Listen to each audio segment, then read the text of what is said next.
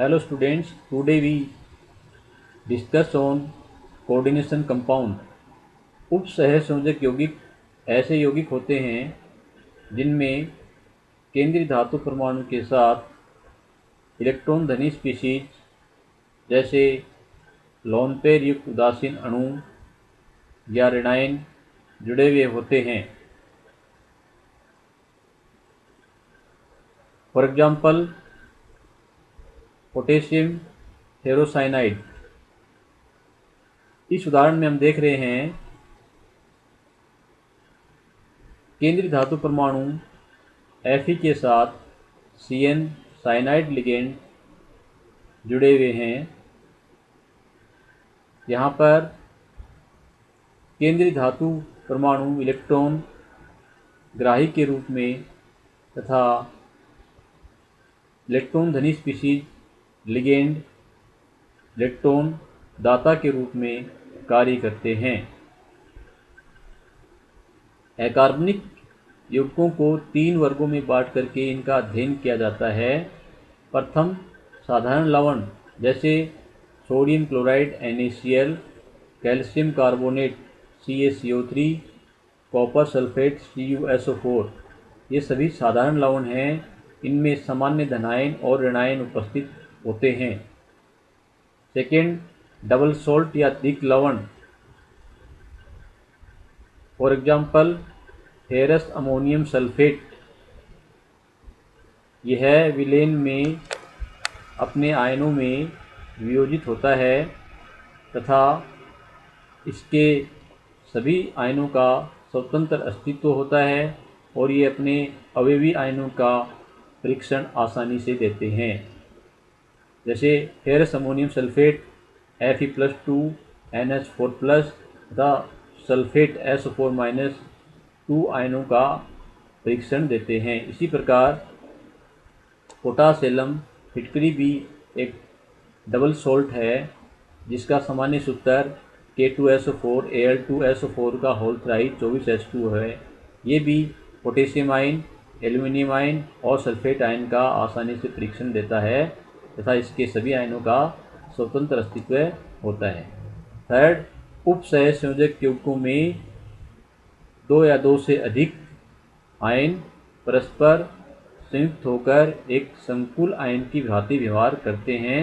इनके सभी आयनों का स्वतंत्र अस्तित्व नहीं होता है और ये अपने अवयवी आयनों का परीक्षण नहीं देते हैं। जैसे पोटेशियम फेरोसाइनाइड, ये एक संकुल यौगिक है। यह Fe+2 तथा Cn- साइनाइड आयनों का परीक्षण नहीं देता है।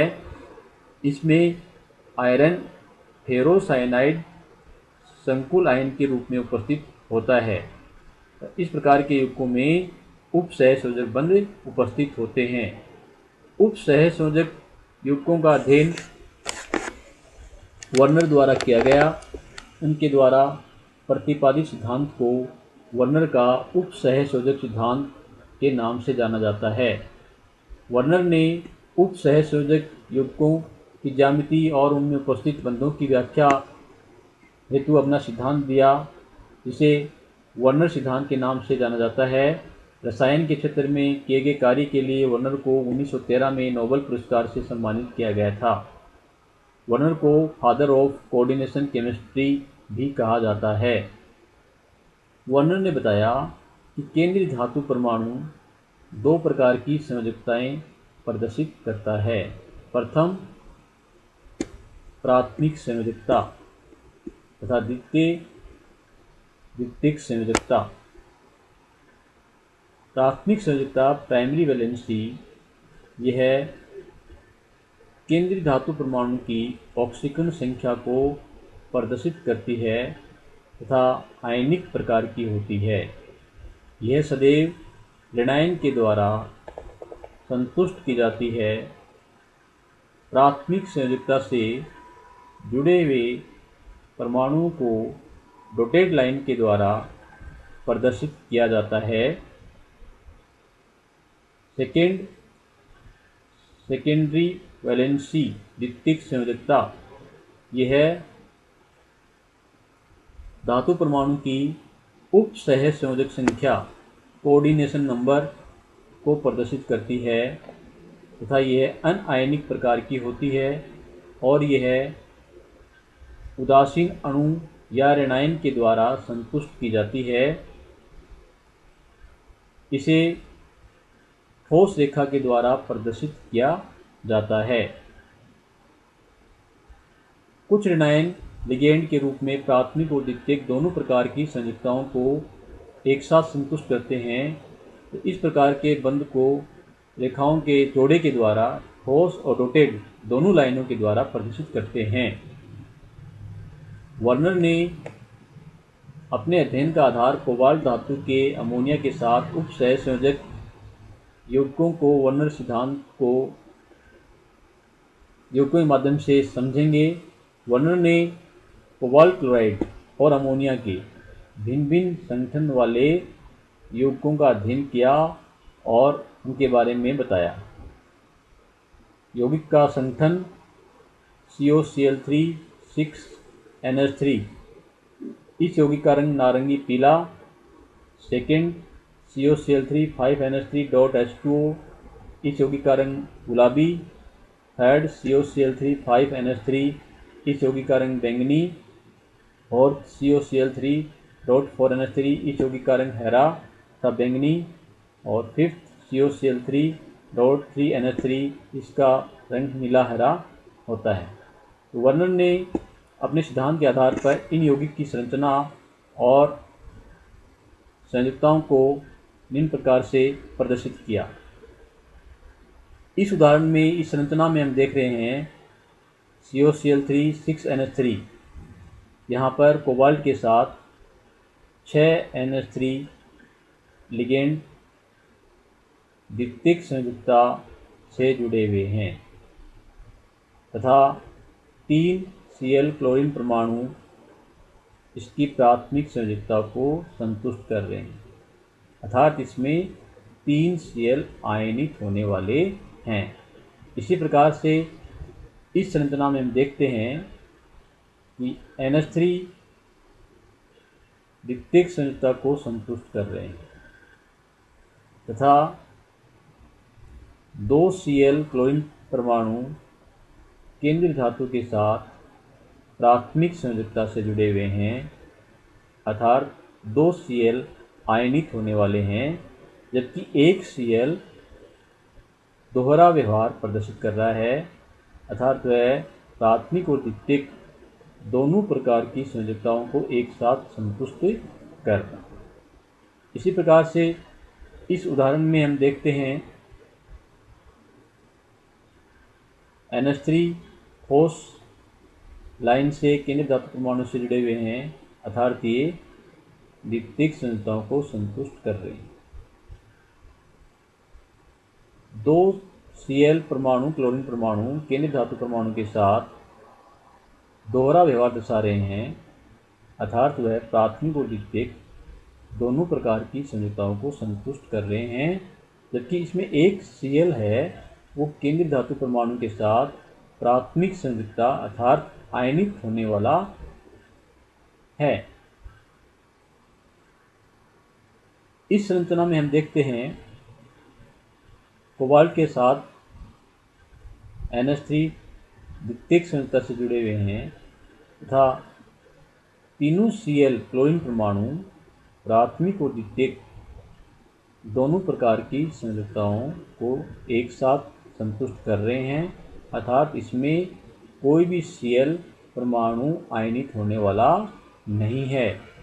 इन सभी की संरचनाएं अष्टफलक की आकृति की होती हैं। वर्नर ने कोबाल्ट क्लोराइड और अमोनिया के विभिन्न संकुलों पर सिल्वर नाइट्रेट की अभिक्रिया करा करके अपने प्रयोग के निष्कर्ष के आधार पर प्रमाणीकरण किया। जैसे इस अभिक्रिया में हम देख रहे हैं COCl3.6NH3, इस पर जब सिल्वर नाइट्रेट AgNO3 की अभिक्रिया कराई जाती है तो 3 मोल AgCl के प्राप्त होते हैं, अर्थात यहाँ पर तीनों Cl आयनित होने वाले हैं। जैसा कि इस संरचना में हमने देखा था कि यहाँ पर तीनों Cl हैं वो केंद्रीय धातु परमाणु के साथ प्राथमिक संरचना से जुड़े हुए हैं, अर्थात तीनों Cl है वो आयनित होने वाले हैं, जिससे हमें यहाँ पर 3 मोल AgCl के प्राप्त होते हैं। इसी प्रकार COCl3.5NH3 पर AgNO3 की अभिक्रिया से 2 मोल AgCl के प्राप्त होते हैं, अर्थात यहाँ पर 2 क्लोरीन परमाणु प्राथमिक संरचना से जुड़े हुए हैं, आयनित होने वाले हैं, जिससे हमें 2 मोल AgCl के प्राप्त हो रहे हैं। इस अभिक्रिया में हम देख रहे हैं COCl3.4NH3 पर AgNO3 की अभिक्रिया से 1 मोल AgCl का प्राप्त होता है, अर्थात यहाँ पर 1 Cl आयनित होने वाला है। जैसा कि इस संरचना में हमने देखा था कि यहाँ पर इस संरचना में हमने देखा था कि 2 Cl एक साथ दोहरा व्यवहार प्रदर्शित कर रहे हैं, अर्थात प्राथमिक और द्वितीयक दोनों संयोजकताओं को एक साथ संतुष्ट कर रहे हैं, जबकि एक Cl है वो आयनित होने वाला है, प्राथमिक संयोजकता को संतुष्ट कर रहा है, जिससे यहाँ पर हमें 1 मोल AgCl का प्राप्त होता है।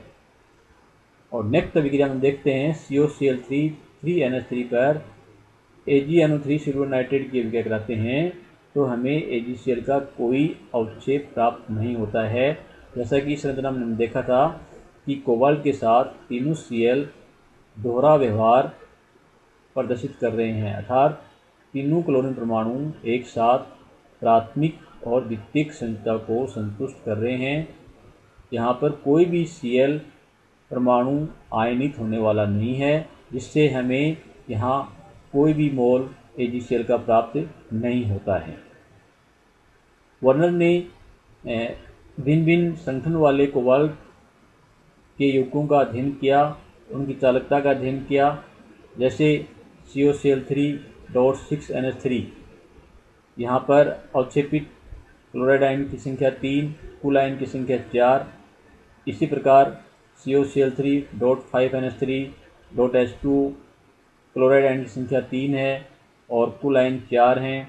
इसी प्रकार COCl3.5NH3 इसमें अवक्षेपित क्लोराइड आयन की संख्या 2 है, कुल आयन 3 है। COCl3.4NH3 में अवक्षेपित Cl आयन की संख्या 1, कुल आयन की संख्या 2 है। इसी प्रकार COCl3.4NH3 यहाँ पर अवक्षेपित Cl की संख्या क्लोराइड आयन की संख्या 1 है, कुल आयन की संख्या 2 है। COCl3.3NH3 में कोई भी क्लोराइड अवक्षेपित होने वाला नहीं है, कुल आयन भी 0 है। तो यहाँ हम देख रहे हैं कि जिसमें आयन की संख्या अधिक है उसकी मोलर चालकता का मान भी अधिक है। इस आधार पर उन्होंने अपना प्रयोग का प्रमाणीकरण किया।